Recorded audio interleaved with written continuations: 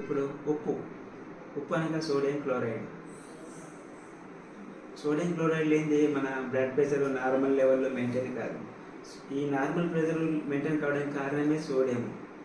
High level sodium ఎక్కువైతే hyper tension, high BP అంటారు. తక్కువ సోడియం తగ్గితే లో బీపీ అంటారు. నార్మల్ బీపీలో ఉండాలంటే సోడియం అవసరమే మన బ్లడ్లో. సో ఈ సోడియం క్లోరైడ్ సాల్ట్ అని అంటారు. ఇప్పుడు 2 రకాల సాల్ట్ ఉన్నాయి తెలుసా మీకు? White salt, pink salt. దీని తేడా తెలుసా మీకు?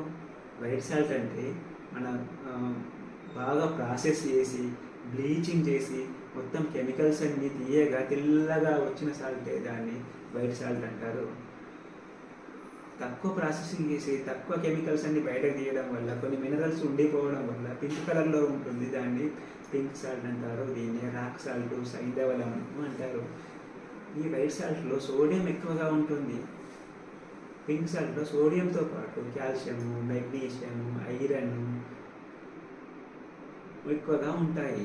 ఈ సోడియం నార్మల్ సాల్ట్లో వైట్ సాల్ట్లో అయోడిన్ మిక్స్ అయి ఉంటుంది. ఎవరికైతే థైరాయిడ్ తక్కువగా ఉంటుందో వైట్ సాల్ట్ ప్రిఫర్ చేయడం బెటర్. ఎవరికైతే బ్లడ్ తక్కువ ఉండి, ఐరన్ తక్కువగా ఉండి, కాల్షియం తక్కువ ఉన్న వాళ్ళు రాక్ సాల్ట్ ప్రిఫర్ చేయడం బెస్ట్. సో ఇప్పుడు ఏ రకమైన ఉప్పు ఎవరెవరు వాడాలి అనేది తెలుసుకున్నారు.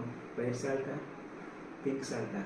బీపీ ఎక్కువగా ఉన్న వాళ్ళు రాక్ సాల్ట్ వాడింది నయం. బీపీ తక్కువగా ఉన్న వాళ్ళు కామన్ సాల్ట్, వైట్ సాల్ట్ వాడింది నయం. Thank you.